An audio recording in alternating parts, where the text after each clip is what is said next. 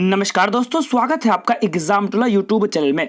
दोस्तों आज की इस वीडियो में देखेंगे क्राउन पब्लिकेशंस के सारे इंपॉर्टेंट जो होंगे वैदिक सभ्यता से संबंधित 90 क्वेश्चन देखेंगे दोस्तों, जो आपको परीक्षा में बार बार पूछे जाते हैं। दोस्तों ये सभी प्रश्न आपके आगामी एग्जाम्स के लिए इंपॉर्टेंट रहने वाले हैं। तो अभी हम लोग देखेंगे भारतीय इतिहास से संबंधित और क्राउन पब्लिकेशंस के सारे इंपॉर्टेंट क्वेश्चन।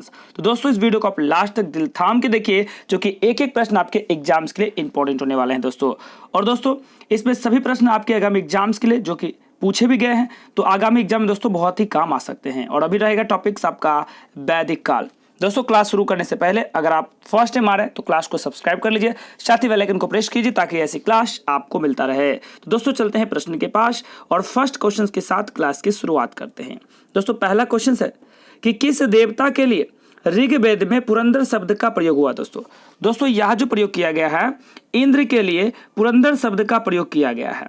नेक्स्ट क्वेश्चन है ऋग्वेद में विश्व का शब्द का जो उल्लेख हुआ दोस्तों, ये कितनी बार हुआ है।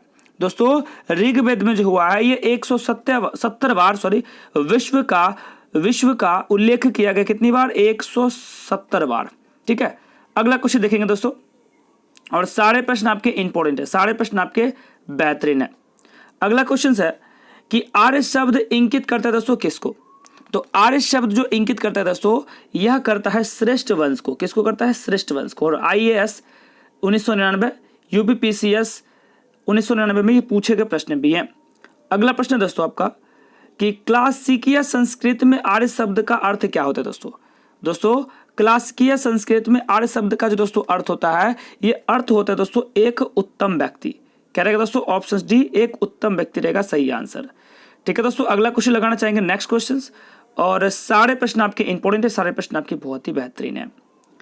ऋग्वेद में कौन सी मंडप पूर्णतः सोम को समर्पित है दोस्तों? कौन सी मंडल है जो पूर्णतः सोम को समर्पित है दोस्तों?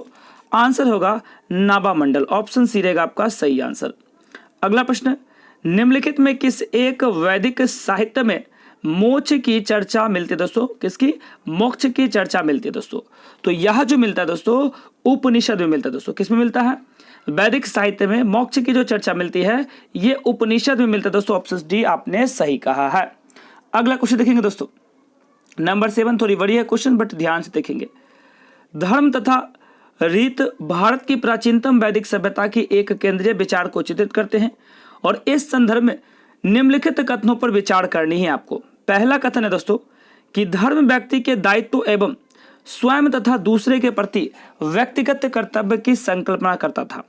और दूसरा फ्रेंड्स कथन है कि रीत मूलभूत नैतिक विधान था जो सृष्टि और उससे अंतर्निहित सारे तत्वों के क्रियाकलापों को संचालित करता था दोस्तों। तो उपयुक्त में से कौन सी कथन सही है ये आपको बतानी है दोस्तों इसमें जो कथन सही है, दोनों कथन सही है। ऑप्शन ए और बी, यानी कि ऑप्शन नंबर आप सी के साथ ले सकते हैं दोस्तों, दोनों कथन सही है, सी रहेगा यहाँ से सही आंसर। ठीक है दोस्तों, अगला क्वेश्चन देखेंगे, और सारे प्रश्न दोस्तों आपके बहुत ही बढ़िया, बहुत ही बेहतरीन, जानदार, शानदार, दमदार प्रश्न है, तो क्लास को बहुत ही ध्यान से लगाइएगा। अगला प्रश्न है, प्राचीन भारत में निशाका से जाने जाते थे दोस्तों, कौन बताइएगा? प्राचीन भारत में निशाका से जो जाने जाते थे दोस्तों, वह जाने जाते थे ऑप्शन नंबर ए, स्वर्ण आभूषण को निशाका से जाना जाता था। नंबर 9 है, निम्न में से किस नदी को ऋग्वेद में मातेमा, देवीतमा और नदीतमा संबोधित दोस्तों किया जाता था? दोस्तों यह संबोधित किया जाता था कहाँ? सरस्वती को। ठीक है, ऑप्शन याद रखेंगे फ्रेंड्स, बी रहेगा सही आंसर। नंबर नेक्स्ट देखेंगे दोस्तों, अगला क्वेश्चन है नंबर 10 है कि आयुर्वेद अर्थात जीवन का विज्ञान का उल्लेख सर्वप्रथम जो दोस्तों मिलता है, ये किस में मिलता है दोस्तों? आयुर्वेद यानी कि दोस्तों, हाँ जी ध्यान देंगे, अर्थात जीवन का विज्ञान दोस्तों, किस में? जीवन का विज्ञान, ये जो मिलता है दोस्तों, ये मिलता है आपके अथर्ववेद में। किस में मिलता है दोस्तों? ऑप्शन नंबर डी, अथर्ववेद, आप याद रखेंगे दोस्तों। और सारे प्रश्न दोस्तों आपके इंपॉर्टेंट है, सारे प्रश्न आपके बेहतरीन है, इसलिए क्लास को ध्यान से लगाइए लास्ट तक। ठीक है, प्रतिलोम विवाह दोस्तों कब माना जाता था दोस्तों? और साथियों ये जो प्रतिलोम विवाह माना जाता था, ये माना जाता था ऑप्शन नंबर बी याद रखेगा, कि जब उच्च वर्ग की नारी और निम्न वर्ग के पुरुष के साथ विवाह कर लेती थी, तो ये दोस्तों प्रतिलोम विवाह माना जाता था। नंबर 12 है, आर्यकालीन शब्द अधिवास से क्या तात्पर्य था दोस्तों? आर्यकालीन शब्द जो दोस्तों पारित था, यह था कि कमर के ऊपर पहने जाने वाले वस्त्र क्या रहेगा दोस्तों? आर्यकालीन। अधिवास का मतलब होता है कि कमर के ऊपर पहने जाने वाले वस्त्र। ठीक है दोस्तों, अगला प्रश्न है, जीविकोपार्जन हेतु वेद वेदांग पढ़ाने वाला अध्यापक जो दोस्तों कहलाता था, ये कौन कहलाता दोस्तों? दोस्तों ये कहलाता था ऑप्शन सी, उसे उपाध्याय कहा जाता था। ठीक है, उन्हें उपाध्याय कहते थे। नेक्स्ट है, महाभारत मूलतः किस रूप में दोस्तों जानी जाती है? दोस्तों महाभारत जो जानी जाती थी यह जय संहिता के रूप में जानी जाती थी दोस्तों। किसमें? जय संहिता के लिए महाभारत जानी जाती थी। अगला क्वेश्चन है दोस्तों आपका स्क्रीन पे कि पुराणों की संख्या कितनी थी? दोस्तों पुराणों की जो संख्या थी ये पूरे 18 थी। ऑप्शंस भी आप याद रखिएगा। नेक्स्ट क्वेश्चन है दोस्तों, सारे प्रश्न आपके एग्जाम्स के लिए इंपोर्टेंट, क्लास को बहुत ही ध्यान से लास्ट तक जरूर लगाइए। 800 से 600 ईसा पूर्व का काल किस युग से दोस्तों जुड़ा हुआ? यानी कि 800 से 600 ईसा बीच के जो काल होगा इसे किस नाम से जाना और पहचाना जाता था दोस्तों? तो दोस्तों इसे जाना और पहचाना जाता था, ऑप्शन नंबर ए, ब्राह्मण युग के नाम से जानते थे। नंबर 17 है, ऋग्वेद की मूल लिपि दोस्तों क्या थी? दोस्तों ऋग्वेद की जो मूल लिपि थी वह थी ब्राह्मी। ऑप्शन डी याद रखिएगा। नेक्स्ट क्वेश्चन है, निम्नलिखित वैदिक देवताओं में किसे उनका पुरोहित माना जाता था दोस्तों? क्या माना जाता था? पुरोहित माना जाता था दोस्तों। तो वह माना जाता था दोस्तों, ऑप्शन नंबर आप बी याद रखिएगा, बृहस्पति को। किसको दोस्तों? बृहस्पति को माना जाता था। अगला क्वेश्चन है, भारत के किस स्थल की खुदाई से लौह धातु के प्रचलन की प्राचीनतम प्रमाण मिले हैं दोस्तों? दोस्तों ये जो प्रमाण मिले हैं ये आपके अतरंजी खेरा से मिले दोस्तों। ऑप्शंस भी याद रखनी है। नेक्स्ट क्वेश्चन है, सबसे पुराना वेद दोस्तों कौन सा है? तो सबसे जो दोस्तों पुराना वेद है वह है ऋग्वेद। ऑप्शंस भी याद रखिएगा दोस्तों, सबसे पुराना वेद कौन है दोस्तों? तो ऋग्वेद आपको याद रखनी है। नेक्स्ट क्वेश्चन है दोस्तों आपकी स्क्रीन पे है, नंबर नेक्स्ट है कि निम्न में से कौन सी स्मृति प्राचीनतम यानी कि पुराना दोस्तों, सबसे पुराना जो स्मृति है ये कौन सा है? दोस्तों ये है आपका ऑप्शन नंबर ए, मनु स्मृति। आपको याद है और कई बार एग्जाम्स के पॉइंट ऑफ व्यू से फ्रेंड्स वेरी इंपॉर्टेंट क्वेश्चन है, कई बार ये प्रश्न पूछे भी गए हैं आपको। किस वेद में सभा को नरिष्ठ कहा गया है दोस्तों? किस वेद में सभा को नरिष्ठ कहा गया है दोस्तों? दोस्तों यह जो कहा गया है अथर्ववेद में कहा गया। ऑप्शन से याद रखनी है। क्वेश्चन नंबर नेक्स्ट लगाने दोस्तों, सारे प्रश्न इंपॉर्टेंट आपके एग्जाम्स के इस क्लास को ध्यान से जरूर देखिएगा। सूची 1 और सूची 2 से सुमेलित कीजिए तथा निम्न दिए गए कूट से उत्तर सही आपको चुननी है दोस्तों। नंबर 23 का आंसर क्या रहेगा? तो सर ध्यान से देखिएगा, यहाँ से ऑप्शन नंबर सी आएगा। यानी कि दोस्तों जो ऋग्वेद है वह दोस्तों क्या है? ऋग्वेद को कूट जो होगा फ्रेंड्स वहां से एते रई हो जाएगा, बी का 4 हो जाएगा यानी कि फ्रेंड्स सामवेद पंच 20 हो जाएगा, और फ्रेंड्स यहाँ से सी का 1 यानी कि अथर्ववेद गोफत हो जाएगा, और डी का 2 हो जाएगा यानी कि यजुर्वेद सतपद हो जाएगा। तो दोस्तों इस तरह से आप इसे याद कर लेंगे ताकि आगामी एग्जाम्स में जब भी ऐसे क्वेश्चन आए तो आप उसे बना के जरूर आएंगे। अगला प्रश्न देखेंगे दोस्तों, त्रयी जो नाम था दोस्तों, त्रयी यह किसका नाम था? दोस्तों जो त्रयी नाम था ना, यह नाम था किसका दोस्तों? यह नाम था 3 वेदों का, त्रयी के नाम से जाना जाता था। अगला प्रश्न देख सकते हैं यहाँ से, यूपीपीएससी में पूछा गया प्रश्न दोस्तों 2010 में, निम्नलिखित में कौन सी प्रथा चतुष्टय व्यक्तोत्तर काल में प्रचलित हुई थी दोस्तों? दोस्तों यह जो हुई थी ब्रह्मचर्य, गृह आश्रम, वानप्रस्थ और संन्यास। आप याद रखेंगे ऑप्शन सी। नेक्स्ट क्वेश्चन से, यज्ञ संबंधित विधि विधानों का पता जो चलता है दोस्तों यह किस वेद में चलता है? दोस्तों यज्ञ संबंधित विधि विधानों का जो पता चलता है यह चलता है यजुर्वेद में। ऑप्शंस डी याद रखें दोस्तों, यजुर्वेद आपने सही लगाया है। नंबर नेक्स्ट देखेंगे दोस्तों, सारे प्रश्न इंपॉर्टेंट है, क्लास को ध्यान से देखिएगा लास्ट तक, ठीक है। ऋग्वेद में उल्लेखित यब शब्द किस कृषि उत्पादन हेतु प्रयुक्त किया गया दोस्तों? तो ये जो यब शब्द का प्रयोग हुआ है दोस्तों ये किया गया है जौ के उत्पादन के लिए। किसके लिए? जौ के उत्पादन करने के लिए। और सबसे पहले उपज होने वाला जो फसल था वह दोस्तों जौ ही था, सबसे पहला अनाज, ठीक है, याद रखिएगा। किस ग्रंथ में पुरुष मेघ का उल्लेख दोस्तों हुआ है, वह कौन सा बताइए? कौन से ग्रंथ में पुरुष मेघ का उल्लेख किया गया दोस्तों? तो यह किया गया है शतपथ ब्राह्मण में। किसमें? ऑप्शन सी याद रखिएगा। अगला क्वेश्चन से, ऋग्वेद में सर्वाधिक संख्या में जो मंत्र संबंधित है दोस्तों यह किससे संबंधित है दोस्तों? सबसे ज्यादा है अग्नि से संबंधित। ऑप्शन ए आप याद रखेंगे। नेक्स्ट क्वेश्चन लगाएंगे दोस्तों, नंबर 30 है, ऋग्वैदिक काल में आरंभ में निम्न में से किसे महत्वपूर्ण मूल्यवान संपत्ति समझा जाता था दोस्तों ये जो संपत्ति समझा जाता था, ये समझा जाता था गाय को। किसको दोस्तों? गाय को। ऑप्शंस भी याद रखिएगा।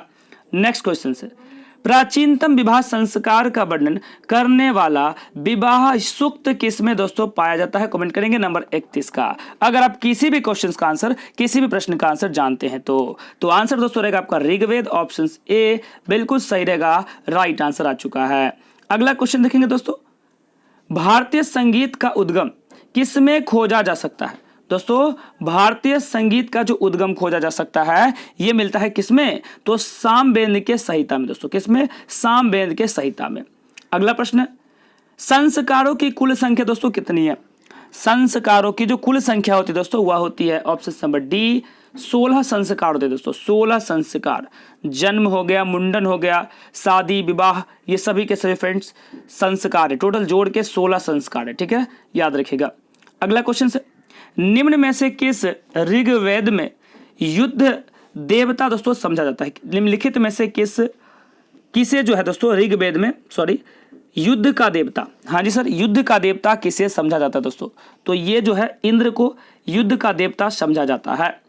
अगला क्वेश्चन लगाएंगे। नेक्स्ट क्वेश्चन है नंबर 35 है कि हिंदू पौराणिक तथा कथा के अनुसार समुद्र मंथन हेतु किस सर्प ने रस्सी के रूप में दोस्तों स्वयं को प्रस्तुत किया था? वह सर्प का नाम क्या था? कमेंट करेंगे अगर आप जानते हैं तो दोस्तों। वह था शेषनाग। किस नाम से? शेषनाग के नाम से दोस्तों जाना और पहचाना जाता है। अगला क्वेश्चन से, वैदिक युगीन सभा जो था दोस्तों ये क्या थी? वैदिक युगीन जो दोस्तों सभा थी यह एक मंत्री परिषद था दोस्तों। क्या था? ऑप्शन सी याद रखिएगा, मंत्री परिषद था। दोस्तों अगर वीडियो आपको अच्छी लगे तो वीडियो को लाइक कीजिएगा, क्लास को शेयर कीजिएगा और फर्स्ट टाइम आए हैं तो सब्सक्राइब भी जरूर कर लीजिएगा। 14वीं सदी ईस्वी में पूर्व का एक अभिलेख जिसमें कि वैदिक देवताओं का वर्णन किया है, ये जो प्राप्त हुआ है दोस्तों ये कहां से प्राप्त हुआ है? तो ये बोगज कोई से प्राप्त हुआ दोस्तों। कहां से? बोगज कोई से प्राप्त हुआ। ऑप्शन भी याद रखिएगा। अगला क्वेश्चन है, प्राचीन काल में आर्यों के जीवोपार्जन का मुख्य साधन क्या था? दोस्तों यह जो जीवों का मुख्य साधन था यह था वहां का शिकार। क्या था? प्राचीन काल में जो जीवोपार्जन का दोस्तों जो साधन था वह शिकार ही था। ठीक है, अगला क्वेश्चन देखना चाहेंगे नंबर 39 है। थोड़ा ध्यान देंगे, आंसर आएगा, क्योंकि ऐसे प्रश्न थोड़ी सी डिफिकल्ट होते हैं बट आप समझ जाते हैं तो फ्रेंड्स एक क्वेश्चन से आप 4 प्रश्न को सॉल्व कर सकते हैं। सूची 1 और सूची 2 में सुमिलित कीजिए तथा सूचियों के नीचे दिए गए कूट के सही चयन भी करना है दोस्तों। तो यहाँ से वैदिक नदियां हैं और यहाँ से आधुनिक नाम है। ठीक है दोस्तों, वैदिक नदियां हैं और अभी जो नाम पड़ा है उसका वो नाम है। तो ध्यान देंगे फ्रेंड्स, यहाँ से क्या रहेगा? अगर कुंभा की बात करते हैं दोस्तों, कुंभा की बात करते हैं, ऑप्शन बी रहनी चाहिए आंसर। ठीक है, अगर कुंभा की बात करते हैं दोस्तों तो ये कुंभा जो है अब काबुल के नाम से जानी जाती है। ठीक है, और दोस्तों अगर हम बात करते हैं यहाँ से बी पुरुषनी की तो दोस्तों ये आपके राबी नबी के नाम से जाना जाता है। ठीक है, उसी प्रकार दोस्तों शदानीरा जो है ये गंडक के नाम से जाना और पहचाना जाता था और सुतुत्री और ये दोस्तों सतलज के नाम से जाना और पहचाना जाता है। ठीक है दोस्तों, किससे? सतलज, आप याद रखिएगा। चलते हैं दोस्तों क्वेश्चन नंबर नेक्स्ट के पास और ये रहा आपके स्क्रीन पे नंबर 40 लग चुका है। तो दोस्तों 90 तक क्वेश्चंस करेंगे, बहुत ही ध्यान से देखिए लास्ट तक, जो कि एक एक प्रश्न इंपॉर्टेंट है आपका। निम्नलिखित में से किसका संकलन ऋग्वेद पे दोस्तों आधारित है? दोस्तों यह जो है ना यह है दोस्तों आपके सामवेद में। ऑप्शंस भी आप याद रखिएगा। नेक्स्ट क्वेश्चन से, उत्तर वैदिक काल जो दोस्तों माना जाता है, ध्यान देंगे, उत्तर वैदिक काल जो दोस्तों माना जाता है ये क्या होते हैं? तो दोस्तों ये है 1000 ईसा पूर्व से 600 ईसा पूर्व के बीच को उत्तर वैदिक काल माना गया है। ठीक है, अगला क्वेश्चन है कि शुल्ब सूत्र किस विषय से दोस्तों संबंधित है? शुल्ब सूत्र जो दोस्तों संबंधित है यह है आपके ज्यामिति से। किससे है? ऑप्शन से सर ज्यामिति से संबंधित है। अगला क्वेश्चन देखेंगे दोस्तों नंबर 43 आपकी स्क्रीन पे है कि गोपत ब्राह्मण जो संबंधित है दोस्तों यह किस वेद से संबंधित है? तो यह जो दोस्तों संबंधित है यह आपके यथर्वेद, याद रखेंगे ऑप्शन सी, गोपत ब्राह्मण यथर्वेद से संबंधित है। और उसी तरह की क्वेश्चन से एक और आया है, इसको ध्यान दीजिएगा, बिल्कुल आंसर आपका आ जाएगा कि सुमिलित कीजिए यथर्वेद, ऋग्वेद, यजुर्वेद, सामवेद। तो आंसर दोस्तों किस तरह से आप मिलाएंगे, किस तरह से मिलान करेंगे? ऑप्शन अगर एक के साथ चलेंगे हम यहाँ से ध्यान दीजिएगा कि ऋग्वेद जो है दोस्तों ये हमारा औषधियों से संबंधित है। ऋग्वेद की अगर बात करते दोस्तों, ये तो अथर्ववेद था ना, हाँ जी, तो ऋग्वेद की अगर हम बात करते दोस्तों तो हमारा जो ऋग्वेद होगा दोस्तों यह ईश्वर की महिमा के लिए जाना जाता था। और यजुर्वेद की अगर बात करें किसका? यजुर्वेद की। तो दोस्तों ये जाना जाता था बलिदान विधि के लिए। और दोस्तों अगर सामवाद की बात करें तो ये दोस्तों संगीत के लिए जाना और पहचाना जाता था। तो इस तरह से दोस्तों आप याद रखिएगा। अगला क्वेश्चन नंबर 45 है, ध्यान दीजिएगा, आंसर कीजिएगा और हो सके तो क्लास को शेयर जरूर कर लीजिएगा। नेक्स्ट क्वेश्चन है कि उपनिषदों का मुख्य विषय दोस्तों क्या था? उपनिषदों का जो मुख्य विषय था दोस्तों ये क्या था? तो ये था दर्शन। ऑप्शन बी सही आंसर। नंबर 46 है, निम्नलिखित में से वैदिक साहित्य का सही क्रम कौन सा होगा? दोस्तों वैदिक साहित्य का सही क्रम कौन सा होगा, यानी कि किस तरह से फ्रेंड्स आए थे ये सभी? तो आपका यहाँ से ध्यान देंगे, पहले होगा दोस्तों वैदिक संहिता, फिर ब्राह्मण, फिर आरण्य, फिर उपनिषद। ऑप्शन ए याद रखिएगा और ये यूपीपीसीएस मेंस 2014 का प्रश्न है। अगला क्वेश्चन देखना चाहेंगे दोस्तों, आपके स्क्रीन पे है कि प्राचीन भारतीय समाज के प्रसंग में निम्नलिखित शब्दों में से कौन सी शेष 3 के वर्ग दोस्तों नहीं है? क्या दोस्तों? 3 के वर्ग नहीं है। आंसर रहेगा दोस्तों आपका ऑप्शन नंबर सी, कोश रहेगा सही उत्तर। ठीक है, नेक्स्ट क्वेश्चन है कि गायत्री मंत्र की रचना दोस्तों किसने किया था? गायत्री मंत्र की जो रचना किया गया था दोस्तों ये किसने किया था? तो ये किया गया था दोस्तों विश्वामित्र के द्वारा। गायत्री मंत्र की रचना किसने किया था? विश्वामित्र को। और कई बार ये प्रश्न आपके वेरी वेरी इंपॉर्टेंट दोस्तों, कई बार पूछे भी गए हैं। अगला क्वेश्चन दोस्तों लगाएंगे नंबर 49 है कि निम्नलिखित में पूर्व वैदिक आर्यों का सर्वाधिक लोकप्रिय देवता दोस्तों जो होता था ये कौन थे? दोस्तों वो थे इंद्र। याद रखेंगे दोस्तों, पूर्व वैदिक आर्यों के सर्वाधिक लोकप्रिय देवता इंद्र हुआ करते थे। अगला क्वेश्चन है, वैदिक काल में किस जानवर को अनध्या माना जाता दोस्तों? क्या है? अधन्या माना जाता था दोस्तों। तो ये जो माना जाता था दोस्तों गाय को माना जाता था। ऑप्शन सी याद रखिएगा।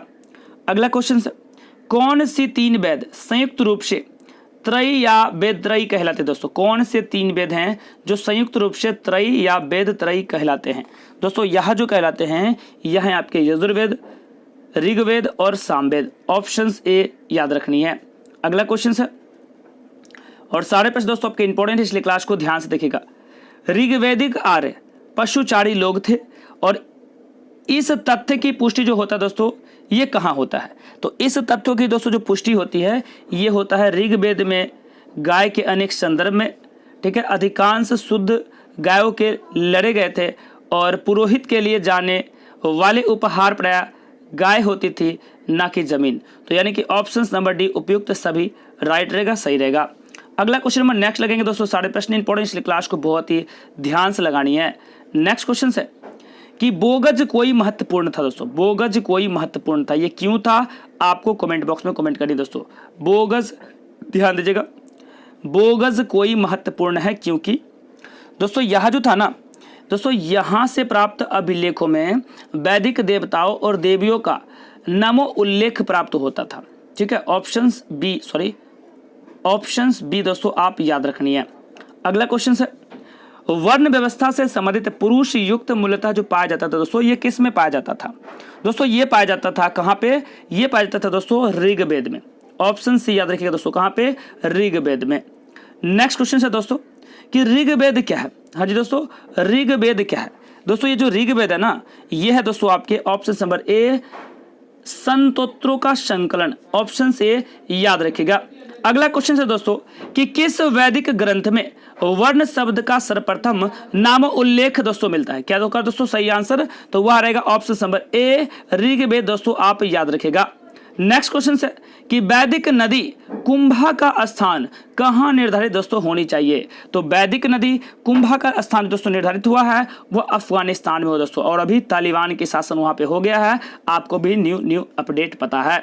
अगला क्वेश्चन देखेंगे दोस्तों, अध्यात्म ज्ञान के विषय में नचिकेता और यम का संवाद किस उपनिषद से दोस्तों प्राप्त होता है? किस उपनिषद से दोस्तों प्राप्त होता है? तो यह जो दोस्तों प्राप्त होता है यह प्राप्त होता है उसे कठोपनिषद से। किससे? कठोपनिषद, याद रखेंगे सी वाला। ठीक है, अगला क्वेश्चन है, ऋग्वेद में दोस्तों कितनी ऋचाएं हैं? दोस्तों साथियों ऋग्वेद में जो है टोटल के टोटल 1028 ऋचाएं होती है। कितनी होती हैं? 1028 ऋचाएं हैं। अगला प्रश्न, आरंभिक वैदिक साहित्य में सर्वाधिक जो वर्णित नदी है ये सर्वाधिक वर्णित नदी कौन सी है? तो यह है फ्रेंड्स आपका ऑप्शन नंबर ए सिंधु, आपको याद रखनी है, ये रहेगा आपका सही आंसर। नेक्स्ट क्वेश्चन देखेंगे दोस्तों, 61 नंबर आपकी स्क्रीन पे लगा है कि निम्नलिखित में कौन सी वह ब्रह्मवादिनी थी जिसने कुछ वेद मंत्रों की दोस्तों रचना किया था। क्या था? कुछ वेद रचनों की रचना किया था। तो दोस्तों यह जो था ना, यह था option number A Lopamudra. Option से याद रखेंगे, ए रहेगा सही आंसर। दोस्तों अगर क्लास में फर्स्ट हमारे पहली बार दोस्तों आ रहे हैं तो प्लीज सब्सक्राइब कीजिएगा, साथ ही बेल आइकन को प्रेस कर लीजिएगा ताकि ऐसी क्लास आपको मिलता रहे। तो दोस्तों ध्यान दें, यहाँ से अगला प्रश्न जो है दोस्तों वह क्या रहेगा, ध्यान दीजिएगा कि निम्नलिखित 4 वेदों में से किस एक में जादुई माया और वशीकरण का दोस्तों वर्णन किया गया है। और दोस्तों यह जो वर्णन है ना, यह है अथर्ववेद में। किस में है? जादुई वर्णन और वशीकरण जो है ये अथर्ववेद से संबंधित है। अगला क्वेश्चन है कि वैदिक नदी अश्वकनी की पहचान निम्नांकित में से फ्रेंड्स नदियों में से किस एक में के साथ जाती है। दोस्तों यह जो है, जो वैदिक नदी की पहचान है, यह ऑप्शन नंबर सी चेनाब के नाम से जानी और पहचानी जाती है। ठीक है दोस्तों, नेक्स्ट क्वेश्चन लगाइएगा। अगला प्रश्न है, ध्यान दीजिएगा, आंसर बिल्कुल सही आएगा। ऋग्वैदिक काल में निष्ठ शब्द का प्रयोग एक आभूषण के लिए होता था, किंतु परवर्ती काल में उसका प्रयोग इस अर्थ में हुआ था दोस्तों। तो किस अर्थ में हुआ था दोस्तों? तो यह जो हुआ था, यह दोस्तों एक सिक्का के रूप में प्रयोग हुआ था। ऑप्शन डी याद रखनी है। अगली क्वेश्चन है कि ऋग्वैदिक में निम्नलिखित किन नदियों का उल्लेख अफगानिस्तान के साथ दोस्तों आर्यों का संबंध सूचक मिलता है। दोस्तों यह जो मिलता है ऑप्शन सी कुंभा या क्रमु आप कह सकते हैं। ऑप्शन नंबर सी आपको याद रखनी है। अगला प्रश्न देखेंगे फ्रेंड्स, सारे प्रश्न इंपोर्टेंट, इसलिए क्लास को ध्यान से देखिएगा। नेक्स्ट क्वेश्चन है, सूची 1 और सूची 2 में सुमेलित कीजिए तथा नीचे दिए गए कूट में सही उत्तर को चुनिए। तो दोस्तों ध्यान दीजिएगा, यहाँ से आंसर क्या रहेगा और लास्ट में आपसे क्वेश्चन भी पूछेंगे जिसका आंसर आपको कमेंट बॉक्स में जरूर करनी है। ठीक है, तभी पता चलेगा कि आपने क्लास किया है पूरा। तो दोस्तों ध्यान देंगे, यहाँ से इसका आंसर क्या रहेगा सर, यहाँ से ऋग्वेद है और जैसे फ्रेंड्स तो इसको इस तरह से मिलाएंगे। नंबर 66 का ऑप्शन नंबर अगर ए को हम लॉक करेंगे दोस्तों, तो यहाँ से फ्रेंड्स ऋग्वेद जो है वह चला जाएगा स्तोत्र की एवं प्रार्थनाएं के बीच चला जाएगा दोस्तों आपके कर्म कांड के लिए। और सामवेद की अगर बात करते दोस्तों तो ये चला जाएगा आपका संगीतमय के लिए। और अगर यथर्वेद की बात करते तो तंत्रमय और वशीकरण, अभी जस्ट हम लोगों ने देखा भी दोस्तों, तंत्रमय और वशीकरण के लिए यथर्वेद जाने और पहचाने जाते हैं। अगला क्वेश्चन देखना चाहेंगे दोस्तों, नंबर 67 है और प्रश्न है आपका कि ऋग्वेद संहिता का नवा मंडल पूर्णतः किसको समर्पित है दोस्तों। तो ये जो दोस्तों समर्पित है, ये समर्पित है सोम को और इस पैक के नामकृत देवता को। ऑप्शन डी याद रखनी है। अगला क्वेश्चन है कि उपनिषद काल में राजा अश्वपति जो शासक थे ये कहाँ के थे दोस्तों। उपनिषद काल में जो राजा अश्वपति थे ये कहाँ के शासक थे? तो ये थे दोस्तों केकई के। कहाँ के थे? ऑप्शंस भी याद रखने दोस्तों, ये थे केकई के।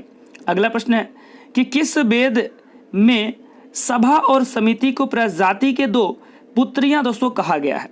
दोस्तों यह जो कहा गया है ये कहा गया है यथर्वेद को। किसको दोस्तों? ऑप्शन डी यथर्वेद याद रखिएगा। और देख सकते हैं यहाँ से यूपीपीएस मेंस 2009 के ये प्रश्न दोस्तों पूछे गए हैं।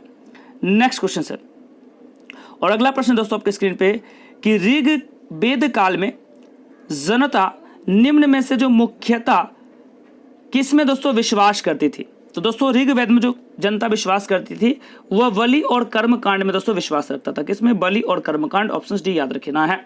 नेक्स्ट क्वेश्चन है नंबर 71 के पास आ चुके हैं और 90 क्वेश्चन पूरी करनी है अभी आपको। ठीक है, ऋग्वैदिक काल में निष्ठ किस अंग का दोस्तों आभूषण था। तो ऋग्वैदिक काल में दोस्तों जो निष्ठ था यह किसका आभूषण था और आपने आंसर लगा रहे, बहुत ही बढ़िया। तो सर यहाँ से आंसर रहेगा ऑप्शन नंबर बी सर, ये गला का। क्या था दोस्तों? ये गला का था। ठीक है, निष्ठ जो आभूषण था ये गला का था। अगला क्वेश्चन है कि वैदिक युग में प्रचलित लोकप्रिय शासन प्रणाली क्या थी। तो वैदिक युग में प्रचलित जो लोकप्रिय शासन थी दोस्तों वह था वंश परंपरागत राजतंत्र। राजा का बेटा राजा बनेगा। ठीक है, ऑप्शन डी याद रखेगा। अगला क्वेश्चन देखेंगे नंबर 73 है, सर्ग प्रतिसर्ग वंश मन्वंतर और वंशानुचरित संकेतक जो है दोस्तों ये किसके संकेतक है। तो दोस्तों ये है पुराणों के। किसके संकेतक है? पुराणों के। ऑप्शंस भी याद रखनी दोस्तों। और ये यूपीपीसीएस री एग्जाम्स 2015 में पूछा गया है। अगला क्वेश्चन है अश्वेतता और ऋग्वेद में समानता और अश्वेतता किस क्षेत्र से दोस्तों संबंधित है। दोस्तों यह जो क्षेत्र संबंधित है वह है ईरान से। ऑप्शंस भी याद रखनी है। नेक्स्ट क्वेश्चन है कि ऋग्वैदिक दोस्तों जो धर्म था ये क्या था। दोस्तों जो ऋग्वैदिक धर्म था ये क्या था, तो ये था बहुदेववादी। क्या था दोस्तों, बहुदेववादी। ऑप्शन से याद रखनी है। नेक्स्ट क्वेश्चन है नंबर 76 है कि उस जनजाति का नाम बतलाए जो ऋग्वैदिक आर्यों के पंचतंत्र से संबंधित नहीं है। दोस्तों जो संबंधित नहीं है, ऑप्शन डी कीकट आप याद रखेंगे दोस्तों, कीकट डी रहेगा सही उत्तर। अगला क्वेश्चन है निम्नलिखित अभिलेखों में से कौन सा ईरान से भारत में आर्यों के जाने की सूचना दोस्तों देता था। ईरान से भारत में आर्यों के जाने की जो सूचना देता था दोस्तों वह था बोगज कोई। ऑप्शन सी याद रखें दोस्तों, कौन था, बोगज कोई।